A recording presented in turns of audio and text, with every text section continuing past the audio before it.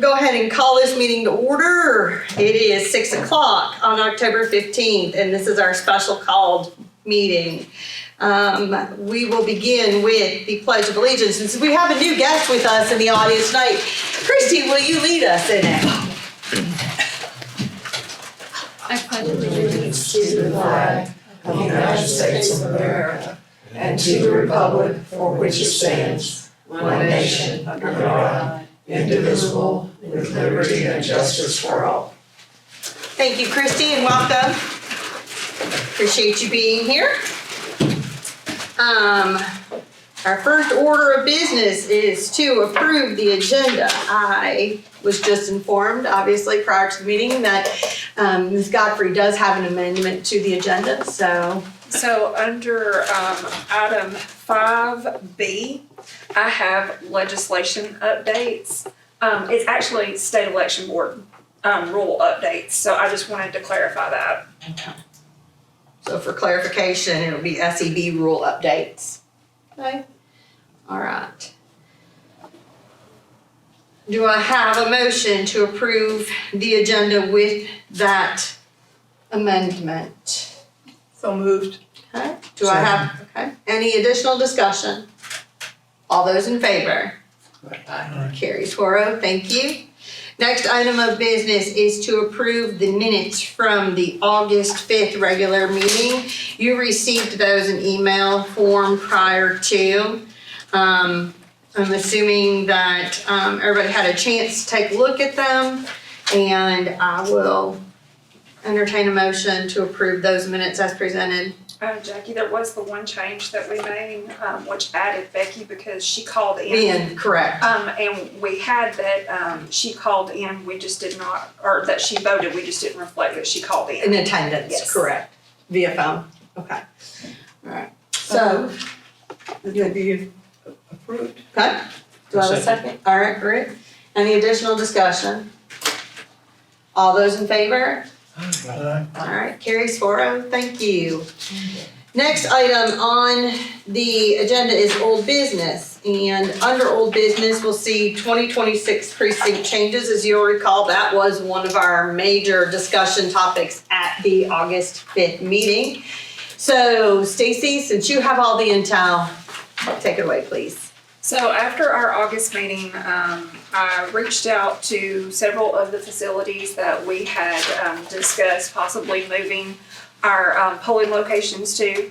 And remember when we talked in August, the difference between precincts and polling locations, we're not changing our precincts. Our boundary lines are staying the same, with the exception if we decide to split Yellow Creek. But we are changing our polling locations for the three locations that are inside of the school systems, which is Tate, Hill City, and Refuge. But the school board also owns the building that Appalachian is in, and they have it up for sale. So knowing that we probably will not be able to stay there long term, with us already moving polling locations going into 2026, we discussed going ahead and finding an alternate location for Appalachian as well. And then I know towards the end of our meeting in August, we discussed the possibility of either moving Ludville or combining Ludville and Hinton. So I'm just going to go through what our office has been working on since the August meeting, starting with Refuge first. We have found a location for Refuge, which is going to be the First Christian Church. It's located on Refuge Road still. It is outside of the precinct boundary line, but it's only 1.5 miles from the current location. That is one that we would need to notify the state election board about. We can have the polling location outside of the precinct boundary line if there is a reason for it, and our reason is we don't have a facility to house the voting location, the polling place that is large enough within that precinct. And it wouldn't cause voter confusion because of where we use for early vote. Yeah, we would not be we could use the rec center, but it would cause mass voter confusion because we have hammered that nail so many times that we only do early voting at the rec center. And the Refuge is inside of PJHS, the junior high school right now, which is why we're having to move that. So Refuge is a school location. Has this been sent out yet, the email? Via email to this? No, it has not, no ma'am. Correct this typographical error, Okay. where it says the precinct polling place will be changed to the first instead of First Christian Church. Okay. Sorry. Eagle eyes. Yeah. No, that was just a draft, so that way you could see what it is, what it's gonna look like that I'm gonna have to send to the state election board. But with the Refuge, the First Christian Church, I visited the facility. Parking is ample and it is handicap accessible. The gym is where we would be located, and there's plenty enough room inside of that gym. There's tables and chairs on location, so we would not have to send any. Restrooms? There's a kitchen area and restrooms. And then it has already been approved by the church. The only thing is we need to provide them with our agreement for them to sign. But they have already approved for us to go there starting in 2026. What about power sources too? There's plenty. Okay. And because it is in the gym, it is a little bit different than some of the other locations that we're used to. The power sources are a power on the wall like this, but it should not affect it whatsoever because the cords that we have on our battery backups are plenty long enough. Perfect. That's the first location. And then the second location that we have looked at moving was to Hill City. It is currently at Hill City Elementary. We are moving it to Woodstock Church, which is right down the road, like less than a mile down the road. On the left, right. Yes, ma'am. I visited the facility there. Parking is ample and it's handicap accessible. It would be in the old sanctuary, which is plenty large enough room.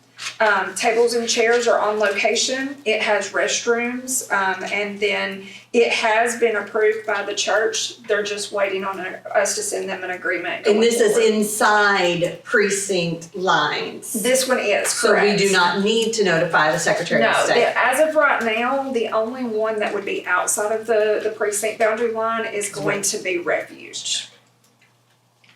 So the third one was Appalachian. It's currently at the old high school, the backside of Gypstick. And we have reached out to Mountain Zion Church. I know one of the locations that we discussed was Mountain Zion, and then the other one was the library. Mountain Zion let us come and visit the facility. I went to one of their church meetings and answered any questions that the church had about us coming in, what it would look like for us to be there, like how many days we would be there, how much space, if they would be able to use the rest of the building with us being in it. I answered all those questions for them. Parking is ample there. It's handicap accessible. Tables and chairs are on location. It's got a kitchen area and a restroom that we would be able to use, and it has also been approved by their church for us to use it. They're just waiting on us to send the agreement. The good thing that I really liked about using Mountain Zion Church is it has it's inside of the fellowship hall and a room to the right. It's a separate room that we can close off so they can still have people coming in using the rest of the building, because the room we're in will be locked and closed off from anyone else. But it also has a big enough area when you first come in that if it's raining outside, the voters can come in and stand in a larger waiting area getting into the actual room where they would be voting at. So they wouldn't be out in the weather outside. The fourth location that we had talked about was Tate. As of right now, I don't have a good answer for Tate. We have spoke with Cool Springs Baptist Church. They have talked to their elders and told us that we could use it, but they would like to charge us $300 a day. We currently do not pay for any other of our facilities that we use, So I don't necessarily think that it would be a good idea to pay for one and not pay for all of them, and we don't have it in our budget to pay for all of them. So as of right now, I don't have that down as an option, but I did reach out and talk to them. And then we discussed possibly the fire station that's in Tate, but that is one of the busiest fire stations in the county. And I don't think after looking at it that it would be a good idea for us to try to use that as a location since there's so much activity and fire trucks going in and out of that location. Previously, before we started using Tate Elementary, we used the old Tate gym. That was prior to me taking the job. And I was told the reason that we stopped using that location was because the electrical was not up to the code that we needed it to for our equipment. So that's why they started using the gym at the elementary school. So that is one thing I'm looking into to see if possibly that that electrical has been updated since we used it last. And also to see if they have heat and air in that facility, to see if that would possibly be an option. And then also we have are working on getting in contact with someone at Tate Methodist Church to see if they have a fellowship hall that would allow us. I went out there but wasn't able to tell very much just by looking from the outside in to see if they would be willing to let us use their facility or even let us come in and look around. So that's where we are with Tate right now. We'll continue working on the options for that, but I just wanted to update you on those. Can I ask, just out of curiosity, have you talked with the county? Because I know, like, for example, the county owns the building, like what we have going on in Ludlow, and I know you're gonna get there in a second. But when it needed repair, the county was able to provide. If it was a situation like that, say with the old Tate gym where the electrical is not updated, would that be something that we could entertain with the county providing some of the labor or supplies or whatever to bring it up to code? And I have had a discussion with the county officials about precincts that we own and we do not own before. The difference with Ludlow and us putting a roof on Ludlow is the county actually owned that building. The county does not own the building where the old Tate gym is. So putting a large amount of money into a building that we do not own is not something that I think that they're willing to do. I needed that clarification for everyone, including myself, so And thank also, I you. don't think it would be allowed. Okay, understood. If we're stuck without a precinct, I'm just seeing what options we would have out there. Because the school system has made it very clear that we have to find a different location. And just, that is so. not just Pickens County. That Right. has, a lot of counties are experiencing that right now, where the schools are. And I'm aware of it, the safety issue and everything. We just have so few options in certain parts of the county. That was more so what I was curious about was there anything we could do to make it a workable location for elections? And I appreciate the school board working with us whenever they told us that they would like us to find alternate locations, because our counterparts in Paulding County did not have the luxury and they had to on the fly find locations to move out of the schools in an emergency situation. So I do appreciate our school board working with us to give us the time to find Sure. alternate locations. Yeah, and like you say, I get the whole reason why they're Yeah, asking, and I do. Fulton County's going through the same thing now. They're, for 2026, moving all voting out of schools, and a lot of that has been raised, just safety issues of students. For sure, for sure.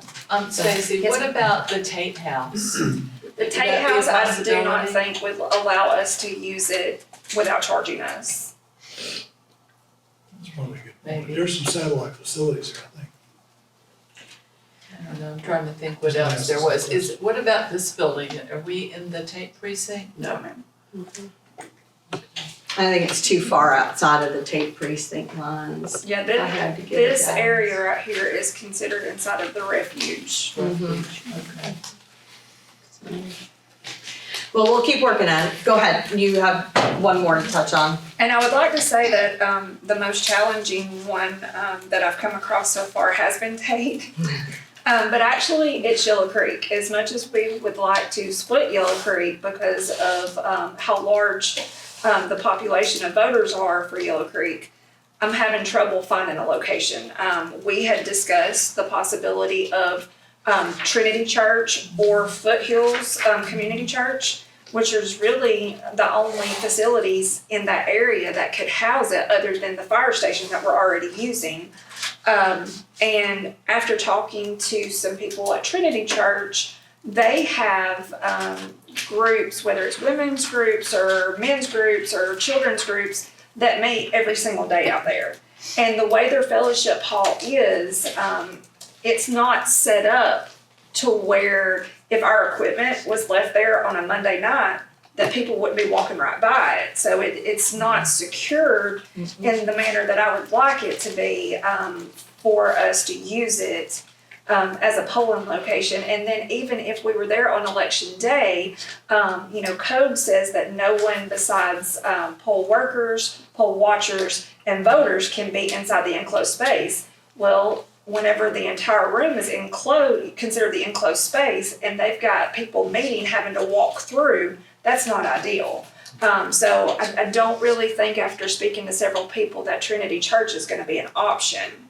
I have reached out to Foothills Community Church, and I have spoke to the lady in the office there several times, and she has mentioned it to the pastor over there, and it's something that she says that she thinks would have to be brought in front of the elders, which I told her I completely understand. And I told her I would be happy to answer any questions or come to one of their meetings. With talking to her, the fellowship hall that they have would not be ideal because it is not handicap accessible. But if you've ever paid attention driving out on that end, there is a mobile unit that is close to the road that you can see. And it was originally used for their youth program. It's no longer used right now. So I think it would be perfect if they would allow us to, because we would be separate and apart from the church. It has heat and air. It has a bathroom.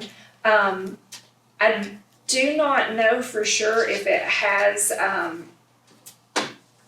handicap accessible, like a wheelchair ramp or something like that, but that would be something that would be easily added, if they would allow us to.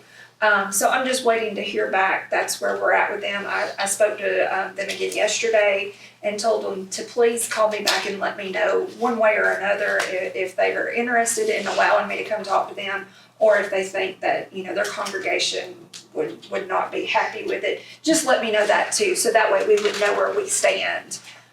So if you have any other suggestions of anything in that area, I have drove around out there a couple different times, just looking to see if maybe there's something that I missed, something I didn't know that was out there. And so far, I have not came up with anything that I think that we would be able to use other than the Foothills Church. So we'll keep working on that one as well. And then lastly, Ludville. I have a alternate location. I know we discussed possibly combining it or moving it. And I don't think that combining it would be the best option because of the number of voters that are in Hinton,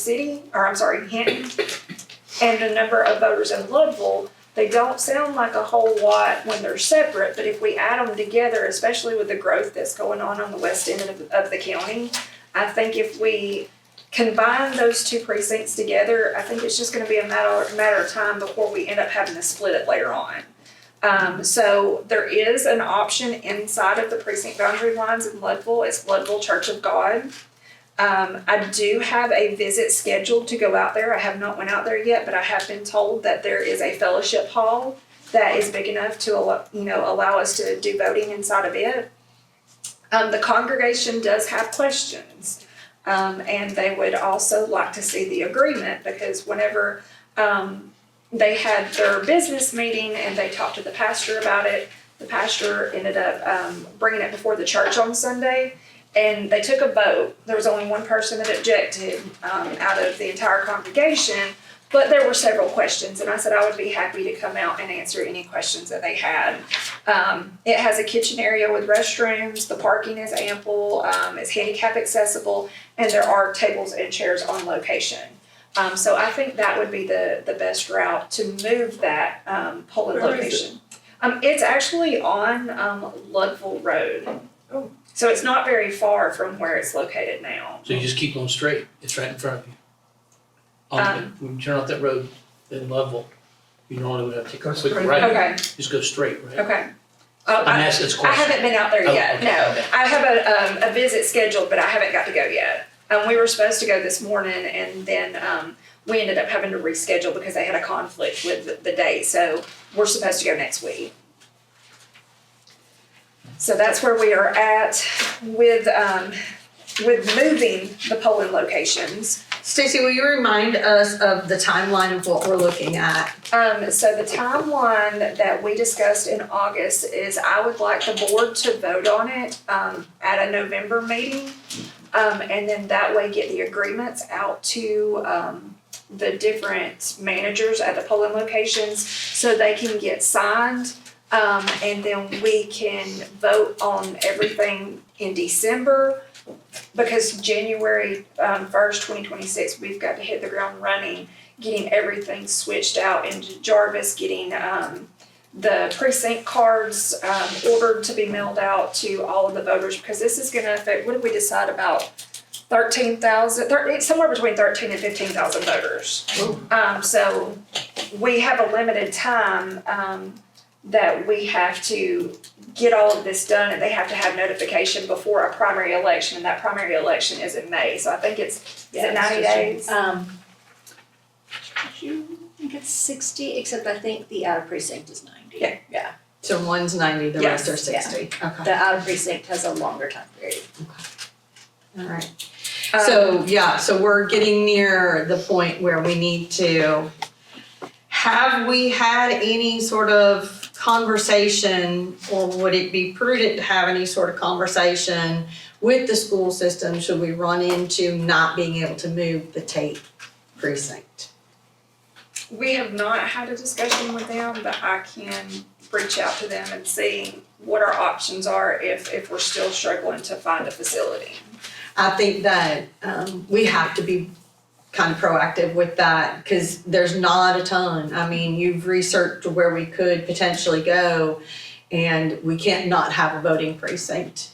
And I understand everything from the school system's perspective, but if we have nowhere else, we need to know if it is an option to at least continue to use that school in some form or fashion, I think. So a conversation probably needs to happen just in case as Okay. a backup plan. I will be happy to reach out to them and see what they say about that. Okay, And thank you. then in your binders also, you will see, and I emailed this whenever we canceled our meeting in September. I emailed this to board members just so that way to update you on what I had been working on. The reapportionment office was kind enough to go ahead and draw these proposed lines if we continue going forward with splitting Yellow Creek. It would create the new precinct, and the new precinct would be everything to the north of 53. And the current Yellow Creek precinct would stay everything to the south of 53. 53 would be the dividing line in between the two precincts. And we looked at a couple different options, kind of trying to manipulate splitting the voters right down the middle versus splitting the precinct right down the middle. And if we were to split the voters down the middle, we would end up using Cove Road and Steve Tate Highway as kind of the dividing line. And I think it just made it a little bit more confusing. Whenever I looked at the two, the best option, I thought, and the more aesthetically pleasing option was going to be splitting it right down 53. And then whenever you look at I also called planning and development, and I believe I told the board that in the email, and asked about the growth in that area. And the majority of the growth is going to be in the southern part, which would be what's considered Yellow Creek, will be staying Yellow Creek. So I don't think even if we split it and the numbers aren't completely divided in half, I don't think we're gonna have a problem for a very, very long time as far as getting those numbers back up to what they were on either precinct, if we continue going forward with dividing it. And then I also, in your binder, included that same letter as an example of what I have to send to the state election board. If we end up finding a precinct possibly for Tate that might not be inside of the precinct boundary line, that's just another one we would be able to add to this before we sent to them. I've spoke with Karen about this. You can have multiple locations on here and just send one letter. So that's kind of where we're at with that as well, waiting to see if we possibly, have to add anything to this. But once the board votes on going forward with these changes, then we'll get this sent to the state election board and also the Secretary of State. And I also included in your binder a copy of our polling location agreement, and we worked on this last year. One of the things that we did not think about, and whenever we started going into the churches and talking to them about if they would allow us to come in, one of the questions that I got asked, and I don't think that we had really thought about it, was if we're using their facility and a voter comes in and gets hurt while they're there to vote in their facility, who is liable? And I spoke to the county about, hey, I've never had this question answered. Really, who would be liable? And if it's in our agreement that we're using the polling location and they got hurt while they were there to vote, it falls back on the county. But if we don't have it in the agreement, the county's not responsible for it. But it's one of those things that the county and myself feel like we need to add that to the agreement, because they wouldn't be there for any other reason to vote. So if they get hurt, that's really something that should fall back on the county. Karen, do you have language you can update this Yeah, with for us? Yep. Okay. Because I think you helped us with some of this in this agreement originally, so if you could update the agreement to reflect that, that would be really helpful. Myself, so I remember. Okay. And I went back and just, briefly looked over it, looked at the changes that we had made in our previous meetings. Karen's team had made those changes that we had asked them to make. So, but I just want the board to take the time when they go home to look over it again, and just make sure that the verbiage is what they would like it to say. That way we can make final changes and vote on it at the next meeting to go forward. So that way I can start getting this out to the churches for them to vote on and get signed as well, because we are working on a kind of strained timeline because it's getting down to the end of the year. Did the board have any questions about the updates that I had sent out when we did not have the October meeting about the precincts and anything that I've went over tonight? I'm worried about this whole Yellow Creek thing, so, and I'm trying to think, going up Steve Tate, so there's some new development up there. And I wonder if they might have a clubhouse or something that we might be able to use. I mean, I don't know, I've never been in there. I'm just sort of thinking, well, if we can't work a deal with the Foothills Church. There's some new development off of 4 Mile Church, but that's gonna be down into the Yellow Creek. the Yellow Creek. No, not that. I'm thinking about going up Steve Tate. Okay, Before you, on the left, before you get to Big Canoe. There's a couple new developments in there. And I mean, I've never driven up there, Yeah. so I have no idea what they have. But I'm just trying to think, cause, I mean, if we can't have it at that church, then. and I'm gonna continue reaching out to them, trying to at least just get an answer, like, yes, they'll allow us to, no, they won't. Just so that way we know how to go forward, but right now we're just kind of in limbo with it until we hear something. And I know this has been a large undertaking and I appreciate all that you have done, so thank you. And I feel really good about where we are with the ones that we have secured. Like I say, when, even Yellow Creek, I know that it is a bit of a concern, given the number and the traffic and the parking and all the things that we've addressed at previous meetings. But we still have that location if we can't do this split. Yes. Right.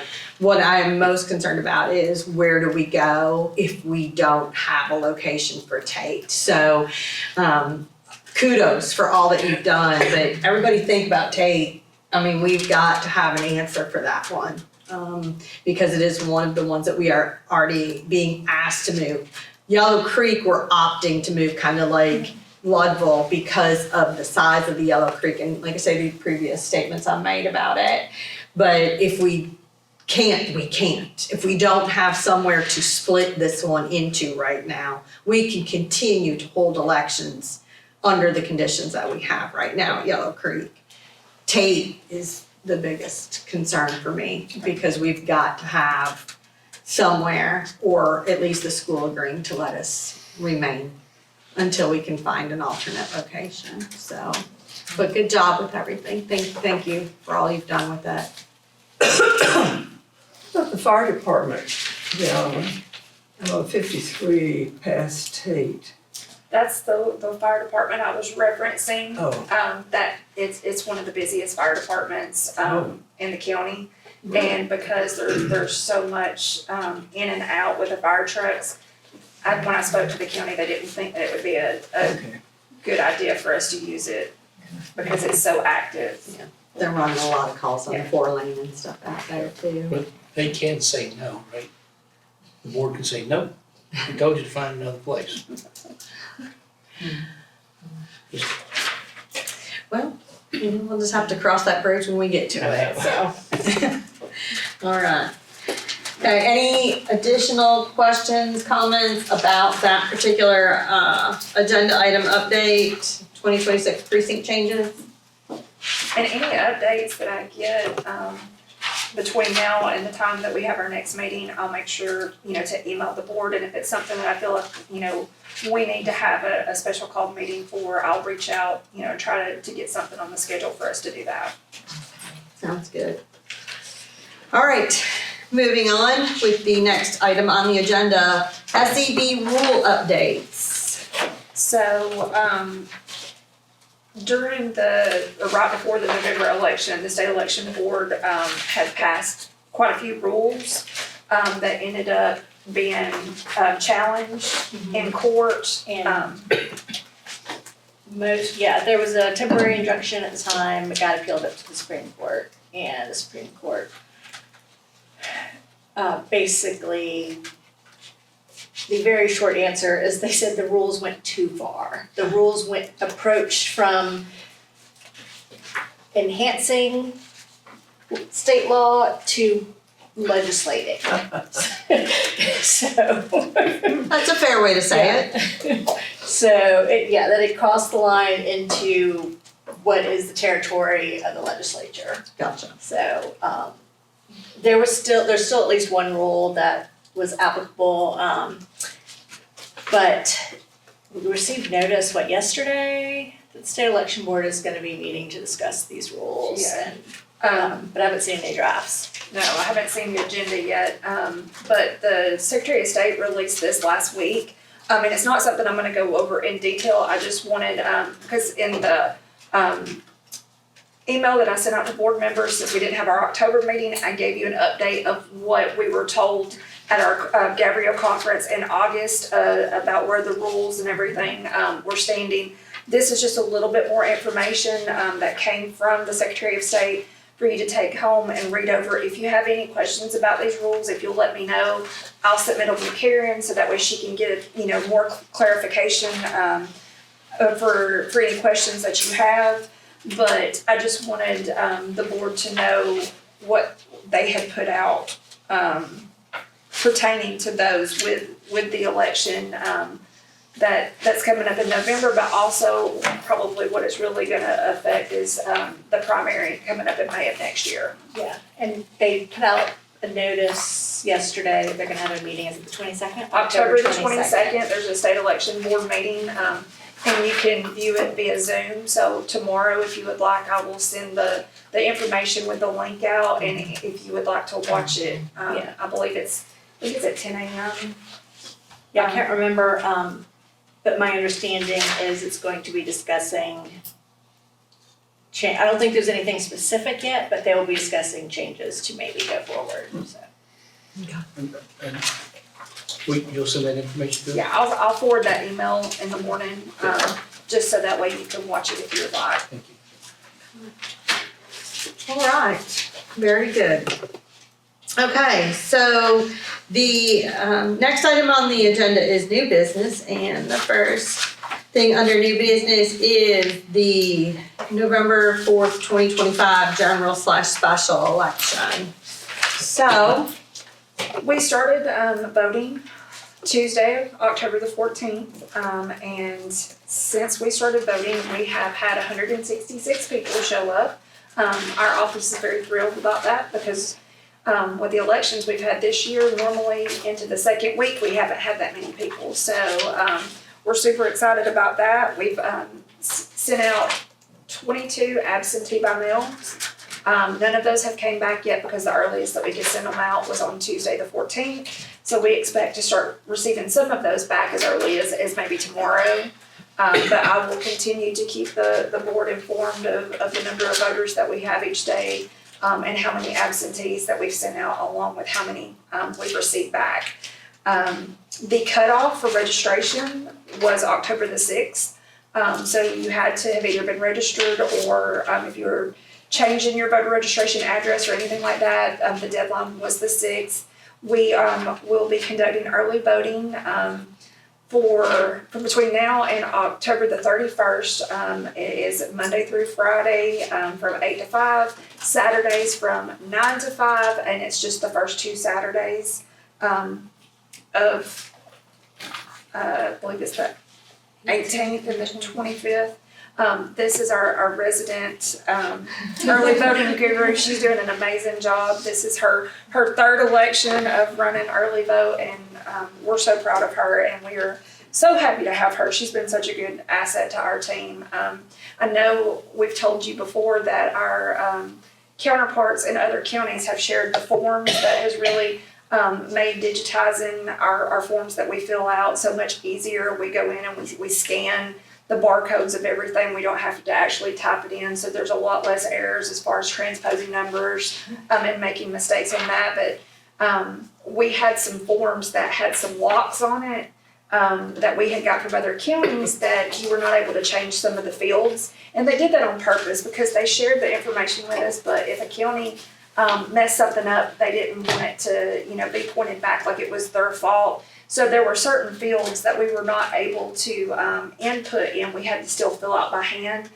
And our counterparts in Murray County decided to go back and recreate all of those forms without the locked fields, and they shared it with us. And then Misty went in and she was able to add all of the formulas that would take, and when we put it on the summary page, it populates that all the way through. And then we were able to go in and highlight through Excel and not have to highlight with an actual highlighter. So it makes all of our forms look so much more professional and clean, and she did such an amazing job. And I just want to give her the credit for that because that was all her. thank you, Macy. Good. And then absentee by mails, we were able to start sending those out October the 14th. We will continue to take those all the way up until the November 4th election day at 7:00 p.m. And the cutoff, do you remember when the cutoff for that is? It's 11 days before the election to send out the last day we can send it out. The 24th? Yes, the 24th. It's 11 days before the election. It's the last day that we can actually submit.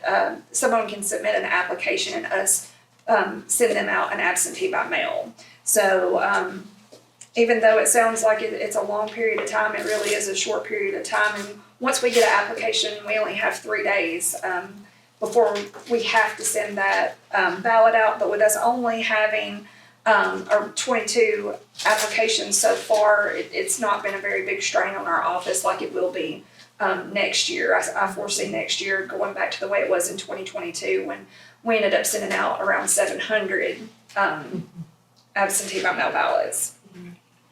But continuing with the election, one thing that has been brought to my Stacy, can I attention. ask a question? Uh-huh. Will you need us for anything between now and then? Board members? For this election? For early vote, No. Okay. No, we had decided back in August that we didn't think that it was gonna be a large enough election that we would need board participation to cover lunches. I think the rotation for lunches right now, with the amount of poll workers that we have, even though we cut the number of poll workers back for this election, I think is good. Everybody, is able to take a lunch, but then all of the positions are still covered. So I think we're good with that, and we won't need, board participation until election day. And Stacy, did you make a poster kind of a thing, or has that been in the paper or something with all these dates? Yes, it has. It's been in the paper. It's on No Pickens. Mary created that. Okay. And I can email it to the board That'd be tomorrow great. whenever I, email out the dates and times for the state election board meeting. Yeah, I voted on Tuesday, and when I was running around after that, and I had my little sticker on, people are, oh, we have another election? I'm like, yes, we do. Yeah, that'd be good, you could share it out Yeah, again. and I'll post it up Yeah. at Bentry and stuff, Very yeah, good. thanks. But it was brought to my attention, last week, that the wording, on the ballot for the senior tax exemption was not what the Board of Education intended it to be. And it was not something, that was our fault. I went back and working alongside with them, was trying to figure out, when they reached out to me on Friday, the first thing I asked is, okay, well, where did you get the wording from? And they told me, well, the wording came from what the governor signed. So then I went back and looked at what the governor signed, and what we ran, in the newspaper, what we put on the ballot is verbatim what the governor signed. So then we took a step back and said, okay, what was sent to the representative in order to be introduced into legislation and voted on for the governor to sign that. And when we, backtrack there, what was sent to the representative was exactly what we have on the ballot. So then we backtracked even further, and the school board voted on and signed to go forward with the documents that is worded the same exact way that we have it listed on the ballot. So this, backing up and backtracking and looking, I just wanted to give the board a timeline. I included an example of what is actually on the ballot. And it says that it's House Bill 841, Act number 342.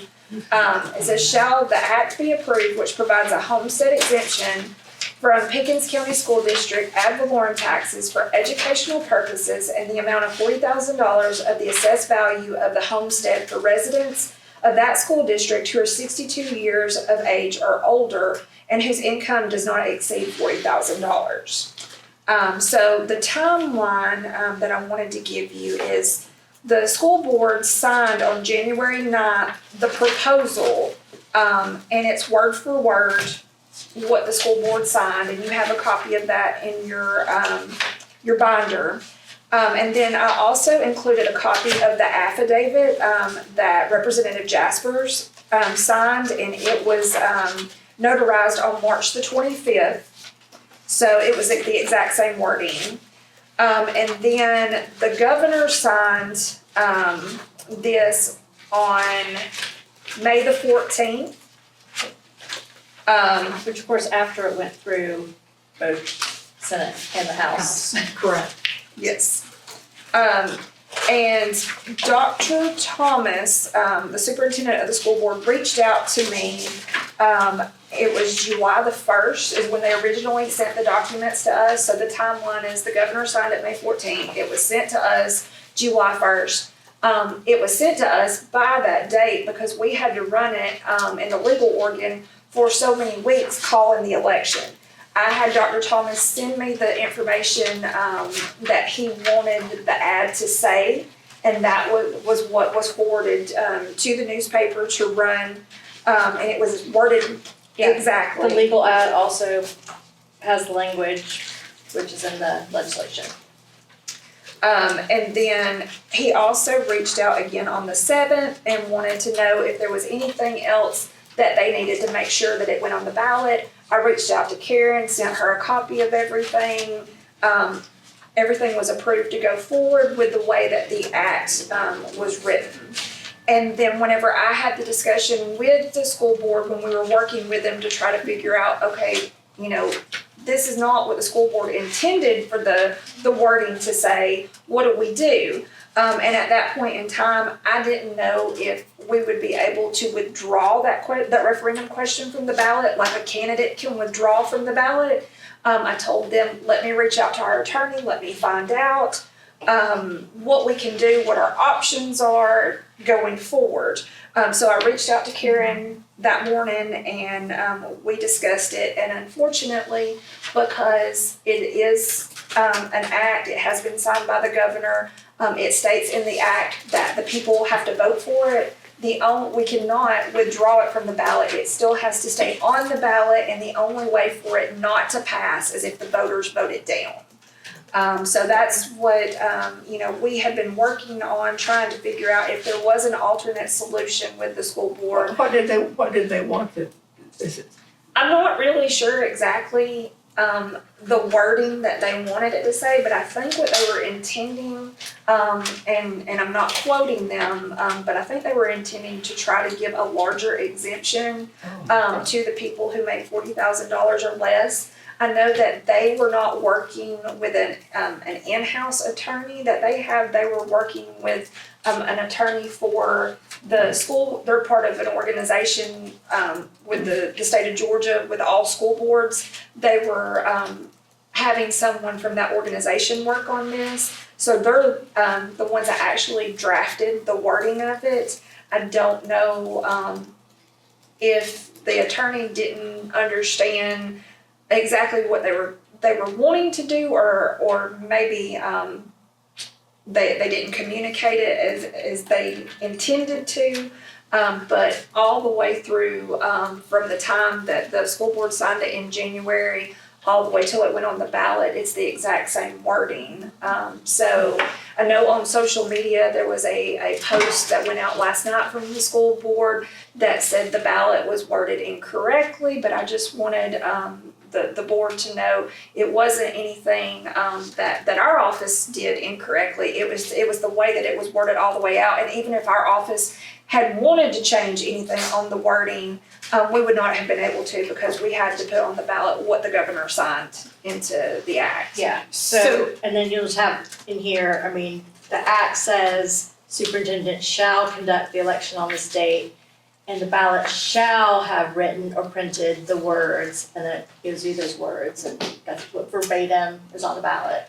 So it has been, and obviously you've done everything to make sure that it is appearing as it was.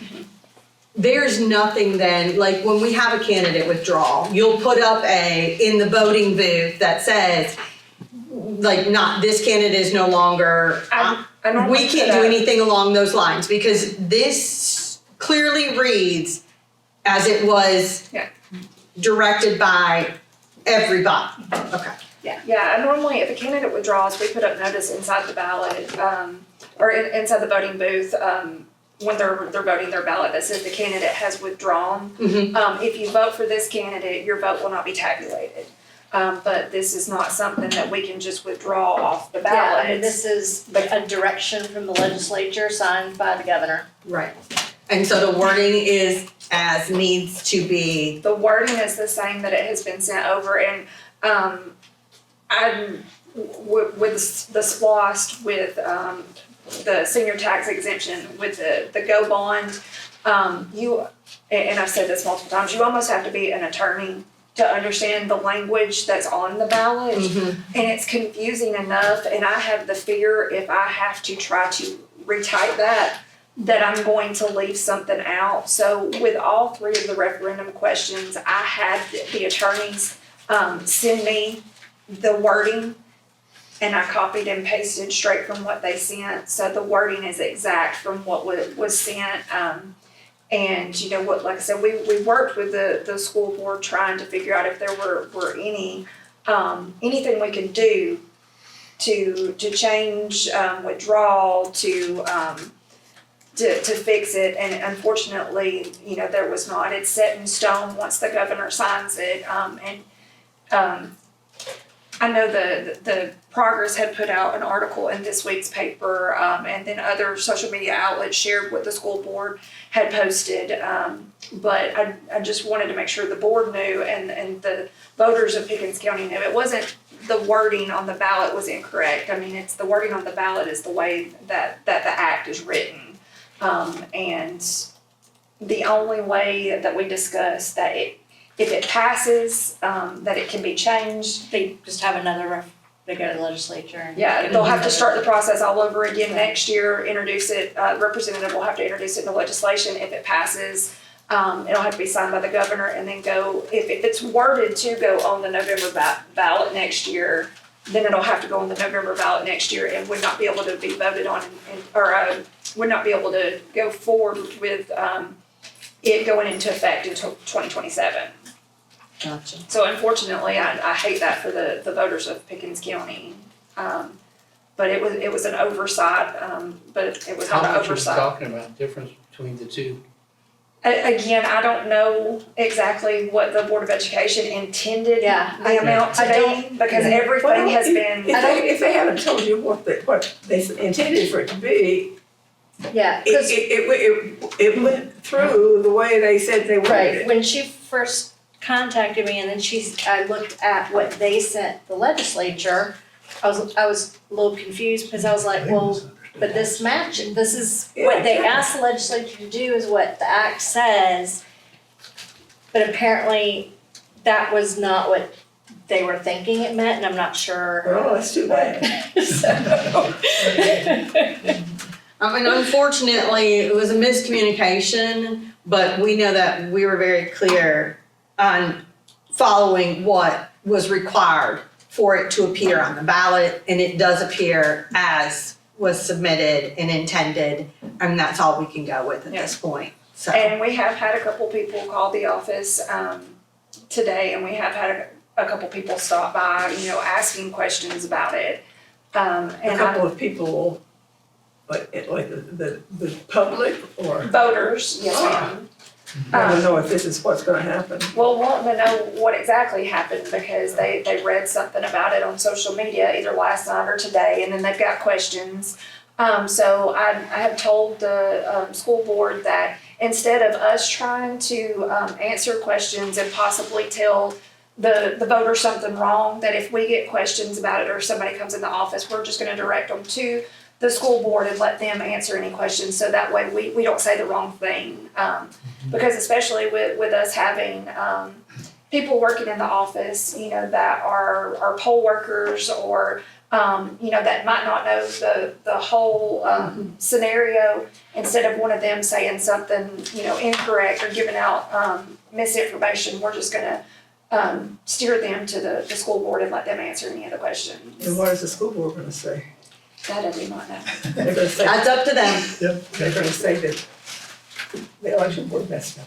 Well, if they wanna say we messed up, at least we know that everything was Yeah, done exactly. correctly, we followed procedure again, and it is out on the ballot as was directed by the governor and everything Yeah, it was, else. it was, and it was so- right. I mean, I want the board to know, the school board has not pointed fingers at us and tried to make it look like it was a mistake that we made. But the public's, you know, perception, whenever they see that, what they posted on social media, you know, that's one of the questions that that the public has had was like, well, where, Whose mistake whose was mistake it? was it? Yeah. And I worked with the school board, all day last week on Friday, trying to track back where this went, awry.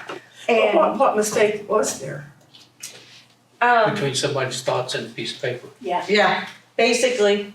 when it comes down to, but honestly, what you should do is, if anybody asks a question, just find the link to this video online, and you've explained it all very well, you shouldn't have any problem with it. And very I good mean- detective work. Yeah. Background. Yeah. well, I mean, we worked together to try to figure out, like, hey, where did this go wrong? And we tracked it all the way back to, when the school board actually had their meeting in January, and it's prior to that, and I don't know how much prior to that, because that's kind of where we stopped looking, together, was that, January 9th of this year, they signed it, and I don't know the communications that they had with the attorney that they were using, or when that attorney actually sent it to them, but I wanted the board to know the timeline of what the school board was working with and what we were working with. And by the time that it got to us in July, it would have been too late to change it anyways, because it had already been, To the governor. signed by the governor in May. Yeah. So that's why I included all those documents, is so the board could see that timeline. Well, when Jasper's filed, put it into law, put it into the When he process introduced to be a it law, where did he get his information? from the school board. Bingo. Stacy, how did this come to your attention? The school board reached out to me, on Friday. I said, is there anything? There was an executive session that they had on Thursday night, and it was brought up, I assume, by one of their board members, and they said, we don't think that the wording is correct. So they contacted me first thing Friday morning and wanted to know when I read it, how I interpreted it. But the thing about it was, whenever I started reading it, because I had an idea of what I thought it was that they were trying to do, I was like, But we don't know what that is. Yeah. I think that what they intended, and I don't want to speak for them, but I think what they intended was they intended to want to give 100% exemption. But that's not the way that it was reflected in the verbiage. 100% exemption? I believe that's, if you That's the way make they did it in $40,000 County. or less, you got, but I don't want to speak on behalf of the school board. That was my assumption, and that's not the way it was worded, because nowhere in there did it give a percentage. It does It not gave an specify. It Yeah. gives an exact dollar amount.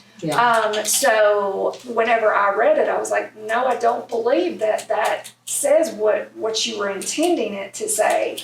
So then I said, well, let me get to the office, because it was before, work even started that I got the phone call. So I was like, let me get to the office, let me see what our options are, let me see if it can be withdrawn, let me reach out to Karen and see what she says about it.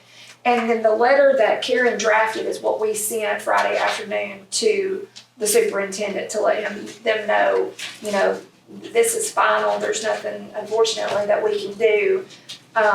It's the way it was signed, and it's how it has to go forward. So, Can they approve this and move forward and then come back and ask for an additional change? Or the voters can reject it Yeah. and they can. Start that all process over next year. again Yeah. next year, yeah. It's quite involved. Yeah, Unfortunately. great job. Oh, wow. All right. So, not that you haven't been talking all night, we're gonna keep going with you. Staff comments, please. We're just chugging right along with voting starting. We have had, I'll let Misty give some staff comments. Would you like to talk about all the work you've been doing in the office with, because we haven't had any elections this year.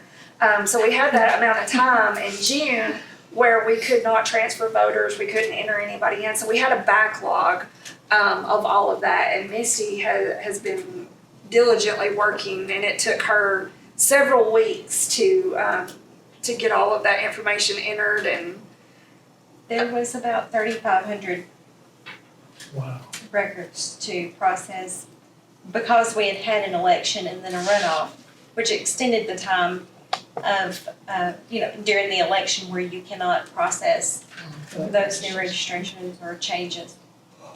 And so it has taken quite some time to get all of those processed. And then, of course, we had the ELM, the state cancellation. Yeah, the NCOA notices Yes. that went out, and the records that she has been working on is not just voter, new voter registration. That's address changes. That's vital records, felons. It's a combination of all of it, along with the NCOAs. So that's why there were so many. Yeah, those elections really put a stop on what you could do with all the information. And of course, we had a deadline coming up because we have an election. So it was a time crunch, but we got it done. So. Very good. We finished L&A on the 2nd of October. All the equipment tested, perfect with no problems. We tested out all the combos, the ballots that are going to be, that are already out. We have 2 different ballots. We have the city of Jasper because we do have the city municipal election that is going on in conjunction with the statewide Public Service Commission and also the countywide referendum questions. So all of that is on the ballot. There are the city of Jasper ballot and then the county ballot. So it's a little bit less confusing than in past elections because whenever you're working early voting, if you're the greeter, you say, are you in the city or are you in the county? So you don't have to go through and decide, which additional ballot styles that you might have to give them. So that's a little bit nicer. But we have stressed to the voters whenever they are coming in to review the sample ballot before they go in to vote because the wording is lengthy and there's a lot to it. So we want them to actually view it before they go in so that way, hopefully that they've understood it. And one of the things with this issue of the senior tax exemption that we have dealt with is, and we told the school board, we can't answer questions about anything on the ballot. We've trained our poll workers that, you can't do that. We can explain to them when they are in the polling location how to vote. We can't explain to them what to vote for or answer any questions about. By how to vote, you mean operate the equipment? Yes. Just to make sure. Yeah. So, The process yes, of voting. the machine. Yes. Gotcha. So we set up early voting on Friday, so everything was ready to go because county offices were closed on Monday. So I think that the way that we've got it set up now and running is so much smoother than what we have done in the past. The poll workers don't have to be there as early because we've pretty much gotten everything already done on the Friday before, so they don't even have to be there until 7:15 that first day, when before they were getting there at 6:45. So it cuts out their day just a little bit and makes it a whole lot easier on Misty. Good deal. And obviously we know election night will be on November 4th, and then we will have our risk limiting audit at some point after that. We have our certification meeting on that Friday, which is November the 7th? November the 7th, and Yeah. because there are not UOCAVA ballots, because it's not a federal election, we do not have to wait till 5 o'clock on Friday to certify. We can actually have our pre-certification meeting at 3, and once we finish that, if we're ready to certify, we can certify right after and not have to have that Monday meeting the following week. And you mentioned the audit. We will have the audit the week after the election, but then we are also going to do an audit like we did in November of last year after that audit, where it's gonna read the text on the ballot. It's gonna be the audit through the company that we're using for election night reporting. Okay. So they're gonna do that again this year. Very good. So it'll be 2 audits after the election. Only one of them has to have board participation. Does anyone have any questions for Stacy regarding her staff comments? You did include too the, Oh, yes, and then I wanted to include, because some of the board members had asked if I had the dates for next year. They normally don't put this out until December, but they went ahead and sent it out early, which was great whenever I was meeting with the different facilities, because I could go ahead and tell them, hey, I know that these are the dates, we're pretty much guaranteed elections next year, and they could go ahead and put it on their calendar knowing that we're gonna come in and use the facility during that time. I have told all of the elected officials that no one is moving, nobody is resigning, and nobody is dying next year, because we're not having any special elections.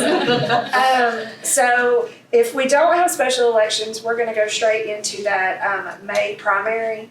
Because there are so many state races, I am about 99.99% sure we will have a runoff in June. We'll have the November election, and then depending on who qualifies, next year, there could possibly be a December runoff. I hope not, but. So this document that you're looking at, have we already had this before? no, that's me. You should. Because I got one on my refrigerator, it looks similar. I think I gave this out in August. Okay, But I was asked about it again, so I just included it. okay, it's the same document though, right? Should be, yes. It They hasn't wouldn't have changed. Good, No, the dates are based on the code, and the code says it has to be so many days. So these are set in stone. One more thing, I noticed the Pickens Progress back on the 9th of August, I believe, printed the ballots in the paper, but they only printed the front of the ballot. They did the county and the city, but the SPOS wasn't on there. The back of the ballot is the SPOS. Did you say August? You meant October, huh? I'm sorry, yes. Okay, I was like, wait, what was No, that? my bad. Did I miss something? But Stacy and I had a conversation about it, and she was well aware of it. And, Yes, it was brought to my attention about that, and I did speak to the Progress. The Progress is nice enough that whenever we have our sample ballots, they always run it for us at no charge, to put in for information for the community. And I had spoke to Dan about it, and he is planning on running that again before the election. The backs were exactly the same, and the fronts were what were different, so I'm assuming that that's probably why, was because, either they didn't have enough room, or possibly because they were the same on the back, maybe, it just didn't get put in there, but they are gonna run it again. And then the sample ballots are on our website, our elections website, they're on the county's website. No Pickens normally posts them on her platform, and then on Facebook. I know Jasper, Georgia News a lot of times will share the ballots. Plus, if any voter wants to go to mvp.sos.ga.gov and enter their information and scroll down to the bottom and click sample ballot, it will pull the sample ballot up that is specific to that voter's registration. yes, I think the curative measures is very appropriate and appreciated, and I just want to put something on the record about it. All right. So, Ed kind of already kicked us off, but the next item on the agenda is board comments. So do you have anything additional, Ed, that you wanna? As I said before, thank you for all the detective work and all the hard work you've done, and Misty, good luck with the rest of that early voting. And thank you for everything you guys do. Good job. Terry? And I second exactly what Ed said. Thank you guys, and our attorney as well, thank you. Yes, didn't mean to leave you out. Exactly. Becky? Thank you for always. Same thing. Good job. I don't know how you do it. Rick? Question. We know that the QR codes are supposedly going away next year, right? Have there been any conversation about what they're gonna do for this? Not that I know it was in legislation, and I know the Secretary of State asked for funding, and whether he received it, and we have had no guidance from the Secretary of State. What are they gonna do? Now, and also, in case people don't know, I don't know the background, Dominion Voting has a new owner. No ink. And yeah, so same people that make the pole Our pole pads. pads. Our full pads, yeah. And I've seen news stories that their intent is to move away from that and more, but I don't know. Yeah, there was legislation that was introduced that says that it has to go to text, reading text by a certain date, and that date's coming up But next year. But there's so been- far, we've been given no guidance, and I know at one of our previous conferences, Dominion had a scanner that would read text, but it wasn't tested and approved and went through all the steps, to start using yet. So as far as the Secretary of State, as far as the legislators, we've been given no guidance going forward, and of course, it's going, the changes is supposed to be being made in a year where we've got, really busy elections. But they said it was July 1 that was the effective date, correct? Yeah. So that's the effective date according to Kent or Rathsberger. according to the Legislation. Legislation, okay. but there's been no update on the system that I know of. I mean, no information. And if you can remember, there was talks about upgrading, not upgrading our equipment, but about the Software. software Yeah. update. And they talked about it before the November election, but then the SOS didn't want to do it before the November election because it was so time consuming and everybody had elections going on. And we haven't got an update on that either, about when that will take place.